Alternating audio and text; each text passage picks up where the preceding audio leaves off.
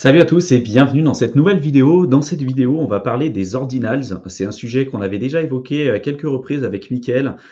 Et si vous n'avez pas vu ces précédentes vidéos, je vous remettrai les liens dans la description de la vidéo. Là, j'ai décidé de refaire une vidéo à ce sujet parce que j'ai reçu pas mal de questions justement sur les ordinals et je voulais faire intervenir Théo parce que peut-être qu'il allait avoir des perspectives assez différentes de celles qu'on avait déjà pu présenter avec Mickaël. Donc, je vais refaire quelques rappels assez rapides et puis après, on échangera ensemble sur le potentiel plus ou moins intéressant des ordinals, ce que ça veut dire, est-ce qu'il y a des risques, est-ce que ça vaut le coup de s'y intéresser aujourd'hui, etc., etc. Et puis après, vous pourrez rebondir éventuellement en répondant avec les commentaires que vous pourriez potentiellement avoir dans la section en dessous de la vidéo. Donc, je vous fais un bref rappel. La personne qui a lancé justement le concept de digital artefact ou d'ordinals, c'est Cassé Rodarmor, qui est un développeur sur l'écosystème Bitcoin et qui a créé en fait la mise en place d'une nouvelle perspective dans l'écosystème Bitcoin. On appelle ça les NFT, mais lui, il appelle ça plutôt les digital artefacts parce qu'on va voir qu'il y a quand même une certaine différence entre les deux, une certaine connotation entre les deux, ce qui a permis la mise en place des ordinals, ces deux mises à jour qu'on a déjà évoquées sur cette chaîne YouTube. La première, c'est Segwit, qui a permis d'augmenter la taille des blocs.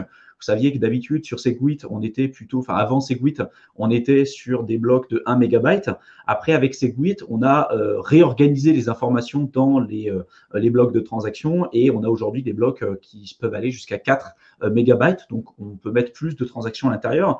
Ce qu'il faut savoir, c'est que Segwit, tout comme Taproot, c'est des soft forks, donc ce n'est pas des hard forks, ce n'est pas des mises à jour qui sont obligatoires. Donc, ce sont des soft forks qui permettent justement d'avoir des fonctionnalités supplémentaires et qui ont permis en partie de lancer la mise à jour qui a été mise en place par Cassé Rodarmor, donc la mise en place des digital artefacts. Donc, ce qu'il faut savoir, c'est que déjà pour Segwit, on a d'un côté le volet avec les données principales que je vous ai mis en haut, avec justement ce volet ici. Et en dessous, on va voir les données témoins ou les segregated witness data. Les segregated witness data, c'est justement là qui va nous, c'est justement ici, grâce à cette mise à jour, que Cassé Rodarmor a pu mettre en place l'arrivée des ordinals et des digital artefacts. Donc, comme je l'ai dit un peu plus tôt, les Segwit, ce n'est pas une mise à jour qui est obligatoire, c'est une mise à jour qui est facultative et qui prend quand même de plus en plus d'ampleur puisqu'on voit que le nombre de blocs qui utilisent, en tout cas qui ont utilisé la mise à jour Segwit est de plus en plus importante. Qu'il y a de plus en plus de personnes qui commencent à utiliser cette mise à jour, même si aujourd'hui, c'est clairement pas 100%. Et ce qu'on a pu voir dernièrement avec l'arrivée des ordinals, c'est que l'utilisation, en tout cas, de l'espace des blocs a explosé, puisque ce n'est pas la même chose de stocker juste des informations de transactions que de stocker, par exemple, des vidéos, des audios ou des JPEG à l'intérieur. Ça, pareil, on sera amené à en parler. Ça prend forcément plus de place que de stocker juste des informations comme celles des transactions. Donc, ce qu'on a pu remarquer, c'est qu'avant la mise en place de Segwit, on avait quand même une augmentation de plus en plus importante des informations qui sont stockées sur la taille des blocs, avec en moyenne 1 mégabyte de blocs qui étaient stockés au départ. Et après, avec l'arrivée de Segwit, on a commencé à déplacer cette moyenne de 1 mégabyte d'informations qui sont stockées sur chaque bloc, puisque, comme je l'ai montré un petit peu plus tôt, on a une adoption de plus en plus importante de cette mise à jour. Mais dernièrement, on a eu une augmentation là, très significative des informations et qui sont stockées dans la taille des blocs à cause justement de cette mise à jour des ordinals et des digital artefacts. Ça a été la même chose justement avec Taproot, et c'est la mise en place de Taproot et de Segwit qui ont permis la mise en place de cette nouvelle mise à jour des ordinals et des digital artefacts. Et tout comme justement, comment s'appelle Segwit, on voit qu'il y a une augmentation de plus en plus importante de l'utilisation de ces soft forks. Là, dernièrement, on voit une augmentation très progressive de l'utilisation notamment de Taproot. Alors, on n'est pas du tout au même niveau que Segwit, mais en tout cas, on voit que ça a quand même pas mal augmenté ces derniers temps. Là, l'idée de cette vidéo, c'est je vais arrêter le partage de mon écran, c'est d'échanger ensemble avec Théo sur les potentiels éventuellement des ordinals et de voir ensemble aussi les dérives qui pourraient potentiellement arriver là-dessus, puisqu'il y a quand même certains termes qu'il faut que vous ayez en tête. Déjà, le concept d'ordinals theory. Donc, l'ordinals theory, c'est quoi? C'est le fait de numéroter les satoshis qui vont exister à l'heure actuelle Chaque billet de banque, aujourd'hui, il faut savoir qu'ils sont notés avec un numéro de série. Donc, on est capable d'identifier les numéros de banque avec leur numéro de série. Là, ici, pour Bitcoin, on va être capable de numéroter chaque Satoshi et on va leur attribuer un numéro de série en fonction de leur date de création. Donc, ça, c'est ce qu'on appelle l'ordinals theory. Ensuite, il y a un wallet spécifique qu'on va appeler le wallet ORD. Donc, c'est justement pour les digital artefacts ou les ordinals. Pour utiliser, stocker et transférer les ordinals, il doit être connecté à un nœud Bitcoin Core pour tracer les Satoshi. Et enfin, il y a tout le concept lié aux inscriptions. Les inscriptions, c'est lorsqu'on a une transaction qui est effectuée sur un wallet Bitcoin ORD qui permet d'associer le numéro de série d'un Satoshi et de l'autre donnée arbitraire injectée dans une transaction Bitcoin. Celui qui possède le Satoshi va donc posséder le fichier correspondant. Ce fichier, ça peut être une vidéo, ça peut être je ne sais pas, ça peut être un fichier audio, ça peut être un JPEG, comme on le voit de plus en plus. Et donc ça, c'est vraiment des choses importantes à prendre en ligne de compte, puisque l'idée générale qui est poussée sur l'arrivée des digital artefacts et des ordinals, c'est de dire, bah, nous, on est différents, puisque les informations ce digital artefact sont stockés uniquement sur la blockchain Bitcoin, qui est résistante à la censure, qui est décentralisée, qui est la plus sécurisée qu'on connaît aujourd'hui, alors que le concept général de NFT qu'on peut retrouver sur d'autres blockchains, pas toutes, n'est pas stocké, toutes les informations ne sont pas stockées on-chain. Donc, on n'a pas les mêmes caractéristiques. C'est pour ça qu'ils n'ont pas voulu appeler ça vulgairement des NFT, mais des digital artefacts pour ce critère-là. Voilà. Donc, j'en dis pas plus, j'ai déjà fait l'introduction, je pense qu'il est assez longue. Je ne sais pas déjà si tu veux rebondir là-dessus, Théo. Non, mais tout à fait. Après, on peut discuter est-ce que c'est bien, est-ce que c'est pas bien. Je pense qu'il y a, là, il y aura pas de réponse très précise. Mais après, c'est vrai que la grosse différence entre les NFT, initiaux, ce qu'on peut entendre sur le web, dans tous les cas, Ethereum, Matic, tous ces NFT là, c'est le moyen de stockage. Vraiment, la révolution, c'est directement, comme tu l'as dit, on-chain et pas comme ça peut être critiqué sur les NFT plus classiques ou ce qu'on connaissait jusqu'à présent, où tu as d'un côté le token qui représente le NFT et d'un autre le fichier qui est stocké. On ne sait pas trop où. Est-ce que c'est sur un serveur décentralisé? Est-ce que c'est sur l'ordinateur de quelqu'un? Avec la possibilité que ce fichier disparaisse. Si c'est sur un serveur décentralisé ou sur un serveur externe, ça peut être supprimé, ça peut être le fichier peut disparaître, alors que le token, lui, par contre, il est vraiment sur la blockchain, donc il existera toujours, mais tu peux avoir l'un sans l'autre. Hein. Enfin, le token, il sera toujours présent, mais le fichier multimédia, le texte, ce qui est attaché, peut disparaître. Le lien peut être rompu, alors qu'avec les ordinals et les digital artefacts, là, pour le coup, c'est gravé sur la blockchain, ad vitam aeternam, en principe, et tu pourras pas le modifier, quoi. Ouais, et puis tu vois, moi, il y a quand même plusieurs plusieurs questions que je me pose. Déjà, on en avait évoqué, on avait déjà évoqué ces points-là avec Mickaël, mais toutes les personnes qui vont vous dire que les NFT aujourd'hui sont stockés uniquement chez AWS ou chez certains gros serveurs centralisés, aujourd'hui, c'est de moins en moins le cas. Je vous invite à revoir les vidéos qu'on avait tournées avec Mickaël sur ce sujet-là parce que il vous avait expliqué en détail, notamment le stockage des NFT sur Ethereum et aujourd'hui les principales manières de stocker correctement les NFT. C'est vrai qu'il y en a encore certains qui utilisent un stockage centralisé, mais c'est quand même de moins en moins le cas. Donc, tu vois, on peut vraiment se poser la question, est-ce que réellement les ordinals aujourd'hui, c'est une véritable prouesse technologique? Est-ce que c'est intéressant ou pas? Et attention de bien avoir aussi les bonnes informations. Parce que c'est sûr que si on compare un NFT qui va être stocké sur un serveur centralisé qui en fait n'a rien de décentralisé, n'a rien de résistant à la censure, etc. Et puis d'avoir toutes les données on-chain sur un écosystème qui est décentralisé, résistant à la censure, oui, on peut se dire, bah, je vais plutôt m'orienter vers la seconde catégorie. Mais la réalité, c'est que c'est complètement différent et aujourd'hui, on a des manières de stocker des NFT bien plus sophistiquées que ce qu'on pouvait avoir au préalable. Après, moi, il y a quand même certaines notions, enfin plusieurs questions que je me pose sur les ordinals. Premier problème, c'est le stockage des infos, c'est-à-dire que aujourd'hui, il y a déjà eu des personnes qui ont et puis on le sait, hein, de toute façon avec Internet, c'est un peu ça, mais qui ont déjà stocké des immondices un petit peu sur Bitcoin, avec des images pédopornographiques qu'on peut retrouver sur certains, enfin qui sont associées en tout cas à certains Satoshi. Donc quand on est sur une blockchain résistante à la censure, qui est déjà, on va dire, teintée avec un historique, notamment, tu sais, en 2013 avec Silk Road et tout, euh, et qui colle à la peau en fait aussi à Bitcoin depuis maintenant quand même plusieurs années, même si on sait qu'aujourd'hui c'est pas utilisé ou très très peu pour le blanchiment d'argent et pour toutes ces choses-là, on voit que c'est quand même un événement historique qui colle à la peau à l'écosystème Bitcoin. Je me dis que si on rajoute la possibilité aux gens de stocker tout et n'importe quoi sur la blockchain. Et notamment, tu vois, ça a été le cas, on a retrouvé des images pédopornographiques là-dessus. Est-ce que ça ne va pas encore redonner, on va dire, du pouvoir à des journalistes, à des gens qui vont s'en donner à cœur joie en disant, bah, voyez, regardez, Bitcoin, déjà que ça permettait de blanchir de l'argent, voilà maintenant ce que ça permet de faire, c'est une honte, etc., etc. En plus des mauvais schémas narratifs qui sont aujourd'hui colportés par pour moi, des journalistes peu scrupuleux qui ne font pas forcément leur devoir correctement. Ensuite, il y a une autre question que je me pose, c'est les frais de transaction et le temps pour valider les transactions qui risquent d'être plus importants. Parce que, en fait, quand vous allez stocker des JPEG ou des vidéos ou des images, alors ça va être plutôt des JPEG aujourd'hui, avec les ordinals ou les digital artefacts, en fait, ça va rentrer en compétition avec des gens qui veulent rentrer leurs transactions dans les blocs.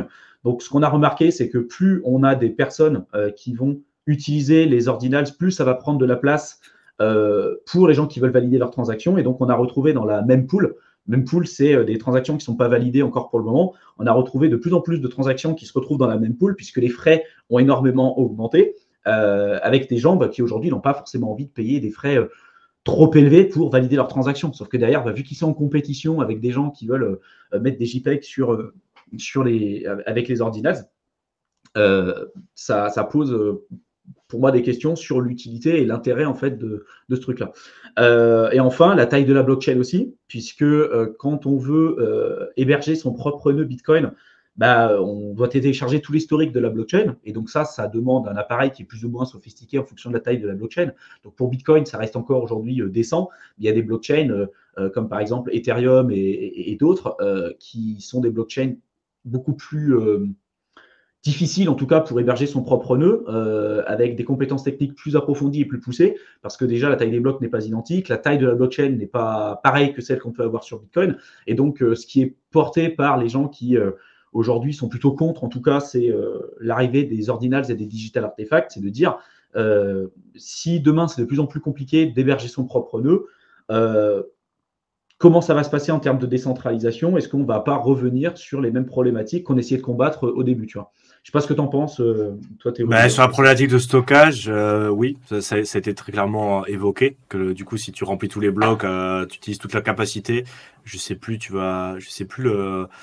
l'ordre de grandeur, mais tu vas multiplier par un certain nombre le poids, le volume, les gigas de la blockchain, parce que forcément, il y aura plus de données à stocker par chaque bloc, vu que ça permet justement d'utiliser, comme tu l'as dit au début, les données segregated, qui normalement, dans le cadre de transactions normales, c'est un espace qui est pas utilisé, mais là, du coup, on va le remplir plus ou moins de manière importante jusqu'à être quasiment capacité maximale du bloc. Après, il y a le contre-argument qui a été donné, c'est que en informatique, les capacités de stockage doublent et il y a une exponentialité dans ce qu'on est capable de faire. Donc, si petit à petit, ça se met ça devient quelque chose de plus généralisé, mais que de notre côté, on va passer sur des SSD de 2 Tera, 3 Tera, 4 Tera rapidement et avec un coût qui baisse aussi de manière exponentielle. Au final, ça va peut-être se compenser. Je ne sais pas si ça sera le cas, mais il y a eu cet argument sur le stockage qu'au final, d'accord, la taille de la blockchain va peut-être augmenter, mais les capacités de stockage augmentent aussi de manière considérable et très importante. Donc, à voir comment ça se passe. Et après, il y a aussi l'aspect idéologique. Je pense qu'on n'a pas évoqué entre les Bitcoin initial Bitcoiner dans une vision plus monétaire. Donc Bitcoin, c'est fait pour garder de la valeur, c'est fait pour remplacer le système monétaire mondial, c'est fait dans tous les cas pour la partie monétaire. Et d'autres qui disent, au final, est-ce que ça peut pas être la base de données immuable et décentralisée de l'humanité, où on pourrait faire l'aspect monétaire, mais d'autres, des titres de propriété, des choses beaucoup plus transversales qui jusqu'à présent n'étaient pas du tout possible, avec les dérives que tu as évoquées, parce que bien sûr, quand tu peux stocker de manière immuable quelque chose, il y a forcément des gens, et c'est déjà le cas, comme tu l'as dit, il y a des trucs horribles qui ont déjà été faits. Après, c'est aussi la question de l'outil, tu vois, c'est des trucs qui existaient avant et qui continueront d'exister malheureusement. Là, ils ont cet outil-là. Je pense que ça donnera aussi du grain à moudre aux détracteurs de Bitcoin en disant, mais regardez ce qu'on a trouvé sur tel Satoshi. c'est des choses qui existent aussi sur le web normal, sur le dark web, donc bon, ça continuera d'exister. Mais oui, ça donnera du grain à moudre aux détracteurs. Donc après, cet aspect philosophique, moi, comme je suis pas non plus trop impliqué dans l'écosystème Bitcoin, je peux pas dire, j'ai pas d'avis, tu vois. Je me dis, j'entends les arguments des deux côtés et c'est un peu à voir comment ça se développera. Après, tu vois, rester dans une vraie vision peut-être un peu, tu vois, sur les principes de Bitcoin initiaux, je pense que c'est un peu dépassé. Rester ouvert d'esprit. Après, est-ce que c'est bien, pas bien, je peux pas le dire, tu vois. Mais après, c'est rester ouvert d'esprit, voir les possibilités. C'est quand même dans tous les cas quelque chose qui me paraît intéressant. Et après, moi, pour l'instant, j'ai pas testé, donc je peux pas rentrer plus dans le détail. Mais c'est vrai que en creusant un petit peu, j'ai trouvé ça intéressant, tu vois, de pouvoir faire ça. Après, à voir comment ça évolue, les problématiques que tu as citées, ça va jouer. Mais alors, il faut quand même dire que c'est encore nouveau, tu vois. Il y a encore quelques semaines, il y avait un nombre très petit de gens qui pouvaient commencer à jouer avec ça. Il y avait des mecs qui commençaient à investir à travers des serveurs Discord, envoie-moi des Ethers, je t'enverrai ton Satoshi, mais c'était un peu touchy. Donc, si tu savais vraiment pas ce que tu faisais, c'était pas une bonne idée. Après, en termes d'investissement, je sais pas ce que ça peut donner. Je pense qu'il y aura une hype autour de ça, mais après, les NFT, c'est pas quelque chose que je regarde particulièrement. Je m'intéresse un petit peu, mais tu vois, je peux pas dire au niveau investissement est-ce que ça vaudra le coup, est-ce que ça vaudra pas le coup. Je pense encore une fois que c'est intéressant de s'intéresser. Mais bon, tu vois, t'as compris l'idée, quoi. Ouais, après, tu vois, la vision qui est partagée, et c'est celle que tu as citée tout à l'heure, c'est est-ce que le Bitcoin, il doit être considéré uniquement comme une monnaie ou pour protéger tout ce qui peut potentiellement présenter de la valeur, tu vois? Et typiquement, la valeur, on l'a déjà expliqué à plusieurs reprises, on l'a déjà présenté à plusieurs reprises, c'est quelque chose qui est très subjectif. Et je pense que ceux qui sont dans l'écosystème Bitcoin ont très bien compris ça. Parce que si tu parles à monsieur, madame, tout le monde, la grosse majorité des gens te diront Bitcoin, ça n'a pas de valeur, parce que c'est pas factuel, parce que c'est pas physique, et tu auras beau leur dire que la monnaie qu'ils détiennent aujourd'hui, les devises qu'ils détiennent aujourd'hui, l'euro, le dollar, n'est pas non plus quelque chose de matériel et que c'est représenté de manière totalement digitale aujourd'hui sur leur compte en banque, eux, ils vont pas pour autant associer les deux. Ils vont se dire oui, c'est digital pour Bitcoin, c'est digital aussi pour mes devises comme l'euro ou le dollar, mais c'est pas pareil parce que d'un côté, il va y avoir le gouvernement qui va dire que ça a de la valeur, alors que pour le Bitcoin, ça va être plutôt ses utilisateurs. Bon, je pense que ça demande une certaine ouverture d'esprit, puis ça demande aussi une certaine connaissance pour arriver à se rendre compte que finalement le Bitcoin peut avoir de la valeur. Mais pour la communauté de Bitcoiners et ceux qui sont déjà dans l'écosystème crypto, je pense que déjà ce gap-là a été passé, puisqu'ils ont compris que Bitcoin avait de la valeur, que ça pouvait avoir de la valeur, que c'était pas quelque chose d'universel, que certaines personnes pouvaient y voir de la valeur et que d'autres peut-être pourront voir de la valeur plus tard ou jamais, peu importe, hein. Et moi, je me pose la question, dans un marché libre qui est poussé par l'écosystème crypto et par les bitcoiners de manière générale, je ne comprends pas forcément l'argument de dire que le bitcoin doit être uniquement une monnaie ou qu'on ait une levée de bouclier aussi importante que ça, dans le sens où l'idée principale de Bitcoin, c'est le libre arbitre, la reprise en main de sa souveraineté monétaire et vraiment le marché libre. Tu vois, c'était l'école autrichienne, tout ça, c'est vraiment le marché libre. Et derrière, si le marché met en circulation les ordinals ou les digital artefacts, qui sommes-nous pour dire que ça n'a pas de la valeur? Si des gens considèrent que ça a de la valeur pour eux, ça a de la valeur pour eux. Et en fait, on verra ce que ça va donner. Après, je comprends aussi les problématiques que ça peut engendrer, et j'en ai cité quelques-unes, je ne les ai pas toutes citées, mais derrière, je pense qu'il faut faire attention à la manière dont on va pouvoir réagir à certaines nouvelles, puisque des fois, j'ai du mal en fait à me retrouver, parce que tu as des personnes qui vont se dire le Bitcoin, c'est la liberté, c'est la reprise en main de sa souveraineté monétaire, c'est la protection de son pouvoir d'achat, etc., etc. Et de l'autre côté, c'est aussi le libre marché. Et derrière, quand il y a une nouvelle mise à jour qui arrive, c'est ah non, il ne faut pas faire de mise à jour, ah non, vous n'avez pas le droit de faire ça, vous êtes en train de bousiller l'écosystème, alors qu'en fait, c'est contre les valeurs qu'ils étaient en train de mettre en avant, tu vois, par le passé, pardon. Et moi, je me dis, je comprends les deux arguments. Je comprends les deux écoles, je comprends les problématiques, les avantages que ça peut engendrer. Je pense qu'aujourd'hui, on est trop tôt pour savoir réellement ce que ça peut donner aussi. Je reste convaincu qu'un système reste le résilient et arrive à répondre à une véritable problématique à partir du moment où il est spécialisé. Tu vois, on avait parlé des différents schémas narratifs pour l'évolution du Bitcoin. Typiquement, au départ, c'était peer-to-peer, Electronic Cash System, donc plutôt remplacer le cash. On s'est rendu compte que c'était quand même compliqué avec la taille des blocs, même avec l'arrivée de Segwit, tu passes à 4 mégabytes, tu peux pas utiliser Bitcoin aujourd'hui en tant que cash. Et même aujourd'hui, avec le Lightning Network, ça reste relativement tendu, même si ça reste prometteur. Donc, il y a eu une évolution en fait du schéma narratif, donc peer-to-peer Electronic Cash System. Après, on est passé à de la monnaie programmable, sauf que tu ne peux pas programmer grand-chose quand même sur Bitcoin par rapport à ce qu'on peut retrouver sur d'autres blockchains comme Ethereum ou autres. Et puis après, on est passé sur le digital gold, l'or digital, l'or 2.0. Et là, on se rend compte que la politique monétaire, elle est connue, que tu as les halvings tous les 4 ans, que c'est capé à 21 millions. Enfin voilà, toutes ces caractéristiques qui font qu'on comprend véritablement pourquoi on peut se rapprocher plus de l'or digital ou de la réserve de valeur numérique 2.0. Et je trouve que Bitcoin répond très bien à cette problématique-là. Et justement, il est très bon là-dedans. C'est peut-être aussi risqué de se dire, tiens, je vais l'ouvrir à d'autres choses sur lesquelles il est potentiellement moins bon. Tu vois, Bitcoin n'a pas été fait au départ pour faire des NFT, pour faire des contrats intelligents, pour faire toutes ces choses-là. Le code aujourd'hui n'est pas fait pour ça. Il y en a qui vont pas être d'accord avec moi, peu importe, mais si on regarde l'état de la DeFi sur Bitcoin aujourd'hui par rapport à ce qu'on peut retrouver sur d'autres écosystèmes, ça n'a rien à voir, tu vois. Et même si on peut amener à s'interroger sur la qualité de la DeFi sur Bitcoin et sur Ethereum, parce qu'il y a aussi de la fake DeFi sur Ethereum. Je ne dis pas que quand on parle de finances décentralisées, tout est décentralisé, c'est un spectre, mais néanmoins, tu vois, il ne répond pas aux mêmes problématiques.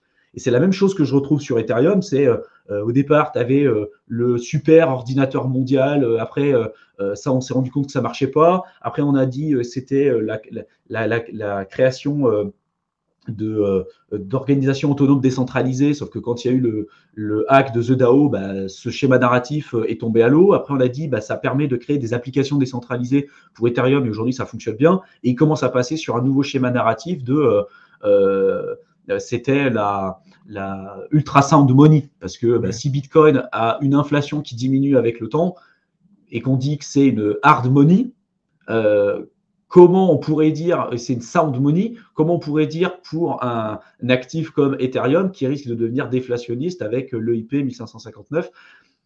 Tu vois, c'est là qu'ils sont revenus sur le schéma narratif de l'ultra sound money. Et c'est là en fait que j'ai du mal à me reconnaître dedans, parce qu'en fait, on a l'impression que ces écosystèmes, en fait, ils essaient de se cannibaliser les uns avec les autres sur des plus-values qui sont aujourd'hui typiquement le côté réserve de valeur. Il est beaucoup plus implanté, selon moi, sur Bitcoin, tu vois, le digital gold, etc., que sur Ethereum. Tu ne vas pas utiliser Ethereum de la même manière que tu vas utiliser Bitcoin. Et c'est un peu, tu vois, la mentalité que j'ai. Je ne sais pas ce que toi, tu en penses de ça, Théo. Ouais, après, c'est les différentes thèses qui évoluent en fonction de l'histoire, comme tu l'as dit. Chaque blockchain, chaque projet, tu pars avec une idée, tu essaies de le construire, tu vois ce que ça passe, et puis tu es obligé de pivoter ou de bifurquer si tu te rends compte que ce que tu voulais faire initialement, c'est pas possible, ou il y a un événement qui a fait que tu es obligé de changer ton approche parce que c'est plus réaliste. C'est la même chose aussi sur du côté des tracteurs. On l'a vu, on avait le financement du terrorisme, le blanchiment d'argent, après le côté écologique. Maintenant, est-ce qu'on va voir les ordinales? Tu vois, il y a aussi un cheval de bataille où tu t'attaques avec une certaine thèse, et puis tu te rends compte qu'à force de te faire debunk et que les arguments sont là pour dire ton argumentaire est faux, ou c'est pas vraisemblable, ou c'est pas logique, tu essaies de trouver autre chose, tu vois. Et c'est normal que chaque partie essaie d'évoluer et de trouver les meilleurs arguments pour jouer pour son clocher. Enfin, je sais pas comment dire, tu vois, mais chacun joue pour soi, et t'essaies de trouver les meilleurs arguments sur le moment pour défendre un peu ton beefsteak. Après, je suis d'accord avec toi que chaque écosystème présente des particularités plutôt, et c'est vrai que j'ai l'impression, tu vois, il y a sur l'écosystème Bitcoin, il y a le côté réserve de valeur, immutabilité, ils le font très bien. Et ils sont un peu, des fois, bon, je sais pas si je saurais me faire taper dessus, tu vois, mais jaloux que il y a eu la finance, donc du coup ils ont sorti des outils de finance décentralisée sur Bitcoin, c'est possible. Je sais pas si c'était le projet, mais j'en avais regardé quelques-uns.